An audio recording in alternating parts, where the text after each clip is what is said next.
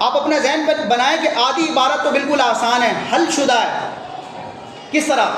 عبارت میں جہاں بھی اس میں اشارہ آئے گا، اس میں موصول آئے گا، کوئی مبنی کلمہ آئے گا، کوئی حرف آئے گا، تو آپ کو پتہ ہے کہ یہ سارے مبنی ہوتے ہیں، اور مبنی کی حالت تبدیل نہیں ہوتی، وہ ہر جگہ ایک جیسے۔ الا حرف جار جب بھی آئے گا الا ہی آئے گا، تبدیلی کے ساتھ نہیں آئے گا۔ الذی اس میں موصول ہر جگہ الذی ہی ہوگا، اللتی اللتی ہی ہوگا، اگرچہ وہ معنوی اعتبار سے، ترکیبی اعتبار سے منصوب ہو، مجرور ہو، مقام رفع میں ہو، کسی بھی مقام پر ہو۔ ہاذا اس میں اشارہ ہے تو ہاذا ہی آئے گا، کیونکہ یہ کیا ہے؟ حروف عاطفہ ہوں، حروف مشبہ بالفعل ہوں۔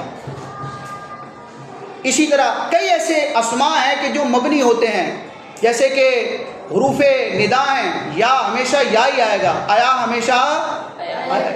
تو آپ اگر دیکھتے چلے جائیں گے 4-5 لفظوں کی عبارت ہے، تو اس میں میں سمجھتا ہوں کہ 7-8 الفاظ تو آپ کو ایسے ملیں گے جو مبنی ہوں گے، جن کی حالت بظاہر بدلتی وہ پڑھنے میں یکساں ہی ہوتے ہیں، تو وہ ان پر تو آپ کو اعراب لگانے کے اعتبار سے غور و فکر کرنے کی حاجت نہیں ہے، صرف معنوی رب دیکھنا ہے آپ نے۔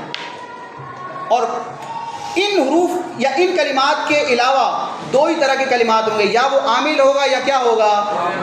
عامل کا عمل پتہ ہو، معمول کی کیفیت پتہ ہو کہ یہ عامل کے عمل کو کس انداز میں قبول کرے، تو آپ کی انشاءاللہ عبارت حل ہوتی چلی جائے گی۔